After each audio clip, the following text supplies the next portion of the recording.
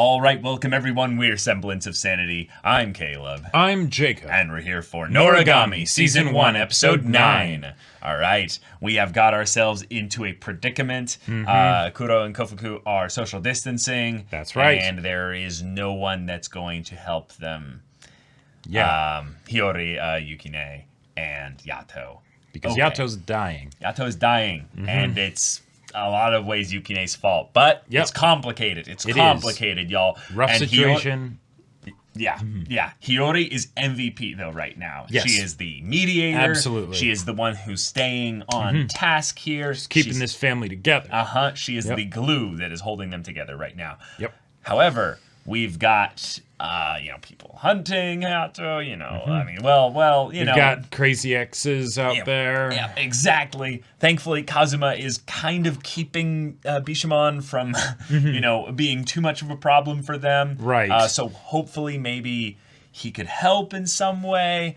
He does have some respect for Yato, based on some stuff that Yato did in the past. This could be a cool way also not only for Yato to be helped, but maybe for someone to come in and give Yukine a different perspective on Yato. Sure. And be like, hey, I know this guy's a little bit, rough around the edges, but he's really important. Like, what if while they were trapped outside the borderline, like trying to beg and plead to let them through, they had to sort of have a good conversation? Ooh, there's potential there. I wonder if the borderline is sufficient in order to keep them back, or if it was more of like hey, this is all I really can do, but this is more than what words will tell you, and that I can't interact with you. And while a conversation might be something that they'll do for a little bit, it's the no, please still leave. Right. This isn't gonna hold necessarily everything of your blight on Yato. And I cannot let that touch my boss. Exactly. Yeah. I love Kuro. But y'all, without further ado, let's get into this. All right, everyone, now be sure to go check out the reaction portion of the video in the description below, then come back here for the discussion.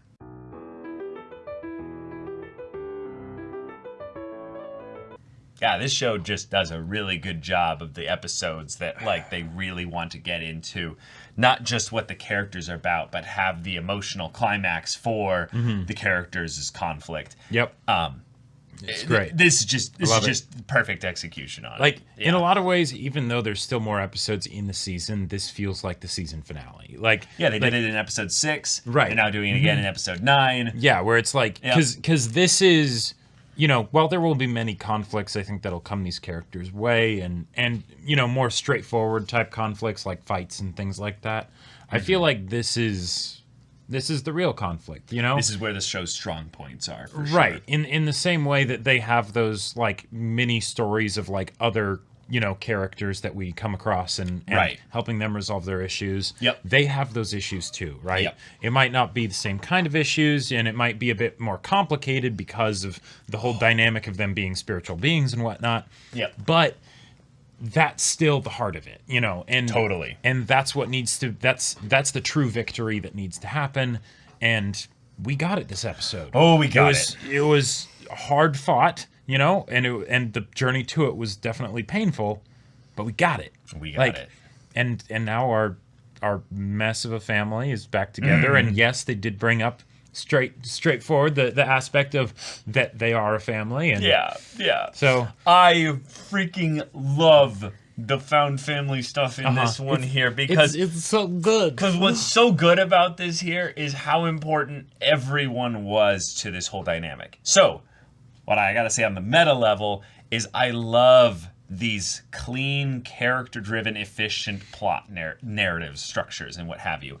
Every single character that's been brought in thus far had a part to play this episode. That is really tough to do in a way that was built up so properly.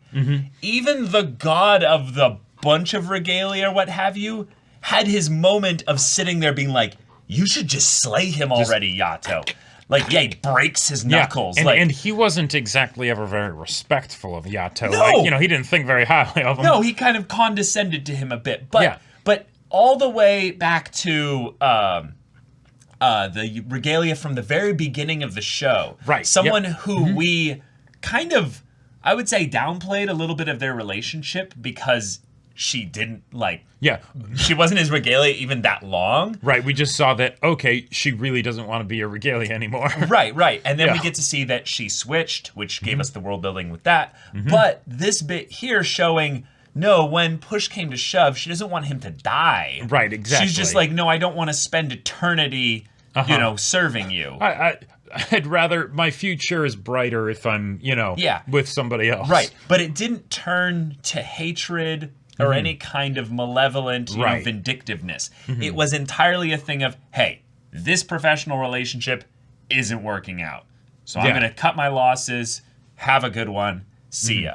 But what's just so cool with this is that Yato has these very different reactions that he gets from all these other people that, based on the little that we know, and I would say the lot that we've been shown, he deserves these reactions in their own unique ways. Sure. Kazuma has the complicated aspect of, oh, I'm very aware that my boss doesn't like you. But I understand why. Him. But I owe him. Which is, okay. So in some ways, that's really cool to think about, that someone who is a god of war or calamity or however you want to call it, would get this kind of, response from a premium regalia of a top tier, god. Then we have Kuro, who is a badass, best boy, amazing. God, I love Kuro. Just going to all these shrines, taking the initiative, making this happen, risking his life, doing this not just because he's a good guy, but probably because in a lot of ways this is something that he knows only he can do. And, there's other people who his master cares about, who his god cares about, that he's like, I'm doing this. Kuro was absolutely amazing. I love that whole style for a character of the serious and badass, but stoic character that's but turns I care out so much. They're actually the tsundere of the show. Yes. Once he saw them all reunited as a family and seeing that, and we see him blushing and crying. That moved me. Caleb, it's so good. You've got to play Yakuza's, Okay. Oh, man. But, main three characters. Hiyori, MVP, hands down. We've been shown this multiple times, but specifically within this conflict here, we get to see again why she is the most important member of this family, if you will. Not because of the structure of the family, but because she is the voice that breaks through the barriers, the divides, the borderlines, the shores, echoes all the way across from ocean, side to into ocean eternity. side, into eternity. And she reached both Yukine and Yato. And I love having a character whose earnestness plays not only into the mechanics of the world building for a fantasy show, but also within the heart emotional dynamics of the relationships. And it makes sense here. This isn't something where she's just the girl screaming out, Tasukita, you know. Right. I was going to mention that if you didn't, because there are so many times, and I feel like especially it's something that's often relegated to the female characters, especially if they can't fight. Now, Hiyori can fight, but it's sort of this isn't really a fighting show. Right, completely. Exactly. It kind of is, but it kind of is, but but it's more of a spiritual show.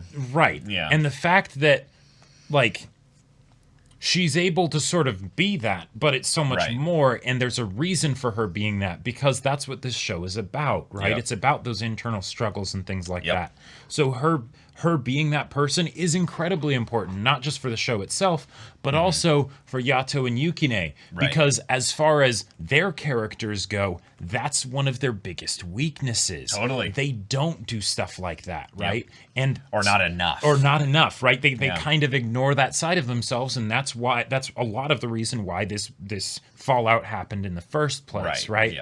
So the fact that Yato acknowledged how vital Hiyori was to him being alive, right, is great, because then that maybe will show that even if it won't make him change into a completely different person, he'll be aware of that, right? It's not just of what she did here, but what she adds to the whole of the three of them. Right. This wasn't something where because Yukine liked Hiyori that he listened to her. Or Exactly, something like that. right. It was because she reached his specific cry of his heart. Yep. The thing that was at the core of who he was that he was reaching out for. And she was right there all along. Like, he never saw it. Really, probably because he was so awkward about liking her and stuff like that. Sure. And Yato was also right there in a different form, but in the warm, kind of more obvious form, Hiyori was ever present, and he never reached out to her in that regard, really. Right. Well, so that's on him. But the fact that then she threatened him with the, if you're willing to do this, if you're willing to throw this away, then yeah, we're not friends anymore. right. And then in that Yeah. part, he just heard the word. But what was within that was saying, I was already friends with you. Right. We were already knit. You haven't been alone. Yeah, Like, you haven't been alone. But Exactly. Now, Now you are. I'm Like- gonna leave you alone if you're willing to do this. And that kind of tough love in the midst of the most broken, low place that he's been at, that's important. Yep. I think that's been something that this show has been doing rather well, is that they're recontextualizing a lot of the love and care in how it's shown or acted upon by those that are trying to help someone who's at a really low place. A lot of times you don't want to coddle the person. You don't want to necessarily just kind of go, there, everything will be daijoubu. Because, no, right now everything for them is not all right. So you sometimes need to draw a line and go, Yep. hey, you've crossed this line. I cannot follow you across it with you. Exactly. Like, You need to understand that your actions are taking you this direction. yep. At first, it was a thing where, in a non-literal sense, I can't cross this non-literal line with you. Right. Now there are actual lines that I Yep. cannot cross. Yep. And then the thing that I think really tied it together for me was the fact that Hiyori was not the one that resolved the situation. Yes. Yes. One, when it She came just down kinda to it, gave it the it was click, it was and then Yukine. It was Yukine, yeah. But yeah. but it was also Yato. also Yato, Because since it was a schism that happened as a result of things that both of them were doing, right, or not doing, you know, if you will, Right. Hiyori bringing Yukine back would have just been a band-aid. It wouldn't have actually solved the problem, right? right. Yeah, Because Hiyori is not supposed to be the glue. She's supposed to be the glue that keeps it together so that the healing can happen, right? Right. And then the glue's not necessarily needed, right? And Yato calling out at the end, even though it came at great pain and stuff to himself, right? The fact Yeah. that he was in that state, he could barely even call out to him, Right. but he did, right? It's showing that it's not just Hiyori that doesn't want to have you not be her friend anymore. Yes. It's Yato that cares about you too. Even if he doesn't necessarily communicate it in the best way, even if your connection has been rocky at best, that is there, right? And there you go. Yeah. And then now it was the thing of, okay, then Yukine is able to be like, yeah, he's able to dig deep and realize, yes, who he is. He's gonna live, and then we can have the thing of both Yato and Yukine, you know, crying and sort of being in that sort of like, oh, yeah, Yeah. we're sorry, Yeah. you know. Oh my God. What I love so much about this as well is that while we get some god tier voice acting from everyone all God, around, yeah. it's fantastic. One of the things that I think we have to give credit to Bones as a whole is just everything they've done with the presentation of this anime. Oh, Yeah. so good. It's just beautiful. Beautiful. Voice acting, animation, music, sound design. It's fantastic. It's just wonderful. Thus, when we get this really emotionally cathartic scene, a lot of the stuff that made it so gut-wrenching was basically getting to hear and focus and slow down, I would say, a lot of this into just the agony that Yukine was experiencing. Because one of the reasons why I've been, I would say, very much on Yukine's side for the most part is that he has no grid for any of this. And Right. while he has been getting a lot of info, a lot of, I would say, kind Right. of important, relevant information regarding why something is a certain way. One of the most important things about someone who's emotionally distraught is that you're willing to suffer with them. Now, in this case, we had someone suffering because of them. But rather than it being a thing of a connection point, Yato tried to hide it. He tried to push it away. Now, I think in some ways there's a specific reason for this, in that revealing that might have stressed out Yukine even more. Sure. But it was when we were in some ways revealed that Yukine is also, getting affected by this, but it is not causing him pain. Right. One of the things that might have happened here, and I think I'm inferring this a bit maybe too much, Okay. but we'll just roll with me here, and I said it during the reaction, was there's all these themes regarding connections and cutting and stuff like that. So borderlines sever potential for connections because it's literally drawing a line in the sand. Yep. It's a classic relationship thing in a metaphor sense, but it's also a classic thing that people do when they're scared, defensive, or afraid Sure. of any kind of harm coming from that connection. So in this case, they basically took their source of the pain here in the spiritual sense and completely isolated him. Yep. So it looks and feels very much like an intervention, an exorcism, all these kinds of things that we know of in the real world. But until that point, Yukine had not been feeling any pain, misery, or anything regarding the stuff growing on him. Oh. But when that's he got awesome. when he got isolated, Yeah. the connection probably between him and Yato was then severed. Right. He couldn't have Yato bearing the burden for him anymore.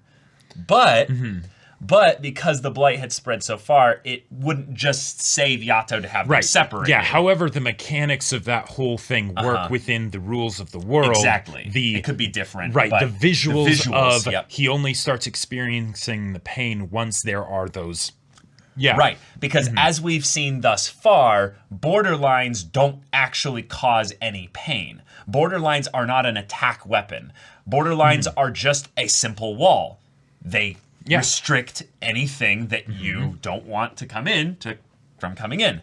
And the reason why they needed 3 is because it is geometrically impossible to create a closed Space barrier with less than 3. with less than 3. Right. And I love that it was something that it's like, oh, we need 3. And I'm thinking in my mind, like, they need to disperse the blight amongst the 3 of them, and then it will weaken it. Or, no, it's just the power of It's a a regalia. 3-man raid, Yeah, like- exactly. Yeah.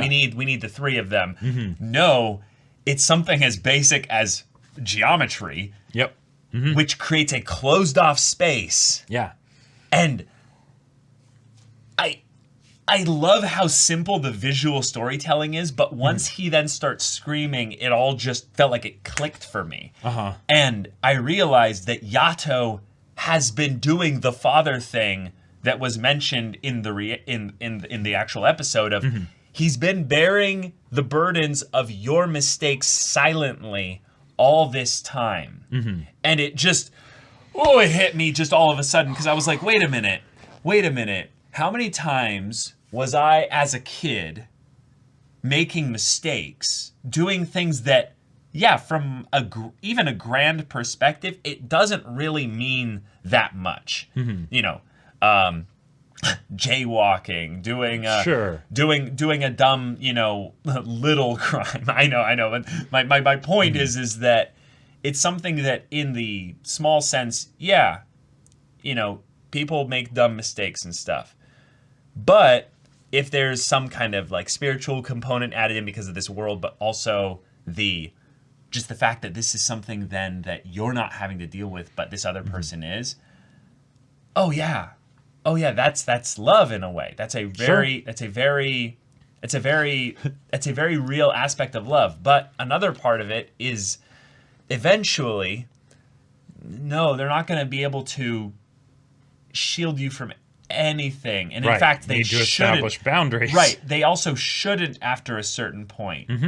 Yep. So, and that's yeah. and I love that this was basically a forcing function, if you will, for that conversation to happen between Yato and Yukine. Even though it was because of like the tension and everything, it was less a conversation and more of Yukine, suffering and crying out and all that stuff, and then Yato saying something to him, right?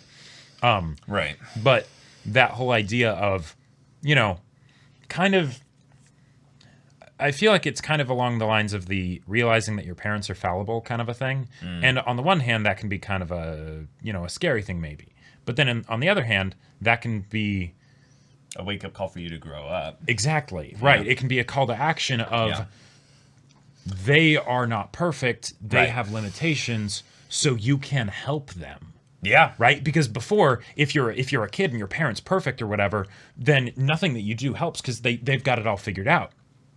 But if you figure out that they don't, right, then because they're not perfect, then suddenly you have a part you can play. Yeah. Suddenly, you know what? Yeah, this isn't a dependency relationship. Exactly. Yeah. Right. And that's I love that this show covered that concept and has it something that is worked into the world and everything because awesome. All right, let's go. It's just like good storytelling potential that's weaved into it. Since we then ended up getting everyone all together and having their moment of being able to reconnect, and this was one where it wasn't just Yato and Yukine reconnecting, but it was Yukine and Hiyori reconnecting. It was something where we got to see the three of them basically having that bond that was reestablished, actually kind of solidified here. Now, the really important thing I would say in the grander story is that this is kind of still foundational beginning stuff where you then build why they are inseparable. Like they're all just tightly woven together. But we have another character that was brought up by Yato, and I like that he brought this up, was that if they had brought Nora here, which means that we were one regalia away from being in a really bad place where Yukine would have been killed. That means in a lot of ways that their family is still one deviation off from being falling apart. It's not inseparable. Yeah, exactly. It is fallible. Exactly. It's not perfect. Right, and because of that, they need to take care of it. They need to steward it. Exactly. Yep. So we've got Nora kind of lamenting a little bit with her creepy song. Yeah, it felt kind of like, let's assume Nora is like really old, right? Like she came from a really old hundreds era. of years ago. Yeah, hundreds of years ago, exactly. Back when Yato had plenty of work. Right. Yeah. Well, what I could you don't see, need to go that long. Yeah, you probably don't. Yeah, no. But one of the things that I could see that song being was one of her last memories. Oh, is her being a child, and it's a children's song of it's time to eat. Is it good to eat? Sure, we'll eat the stew and stuff. And so I think that song is something that she's singing in kind of her remembering of family, because she's thinking about much better than what I was thinking of. Okay, because the thing that she was thinking of was basically their family kind of thing that they've got going on. Yeah, so okay. I just think that could be an interesting thing there. But then she said that she reawakened or awakened Rabo. Right. Which, wait a minute. Yeah, so should we be redefining potentially their relationship? Right, because wait, what can regalia to? Yeah. Like, because some regalia seem to be able to do things that are pretty righteous, like almost on the level of like what we've seen some of the gods do. It feels like. Yeah, there's probably also scales of gods and stuff like that. So Definitely, lesser and greater gods. And Yato, he's a minor one, right? Or now, if anything, he's intentionally, kind of masquerading as world of cardboard kind of a thing. Right. Yes, exactly. Yeah. But that definitely seems like something that I wouldn't expect a regalia to be able to do. Right, because we don't know what Rabo is. Yeah. Even. We were thinking that he was a god at some point. but maybe he's not. Either way, Yeah. I don't like this. Like, and I like that I don't like this because the fact that Nora is that creepy, like, and just does all this stuff, it's very entertaining. Like let's be real, you know, because one of the things that I would hate to happen in a show like this, given that we've had this amazing arc with Yukine that kind of has been going since almost the beginning of the show. Right. Yeah. What happens after, right? I think he's arc 2 material, basically. With Gotcha. Nora. Right, and that's like, I'm all for that, right? Because now that we have this foundation with the characters, and they'll continue, you know, just They'll like build with that. any family, you keep working on the relationship, right? But once the big external conflict, threats come in, right? You know, the fighting type conflicts. Right. I'm like, normally I don't get as excited about those, I feel like, but Nora, she's so like heebie-jeebies completely that whatever she comes up with, I'm sure it's going to be terrifying, and I definitely want to see it stopped. Yeah, like I think that what might have happened, this is my theory running here, is that Nora being the looked down upon kind of regalia, where she's had so many masters and such that they kind of shun her. But one of the things that has been said is that she's also kind of the one that gods like to, like, you know, consult for the call service girl. of. Yeah, exactly. And be like, hey, I need something that I don't want my other regalia to do.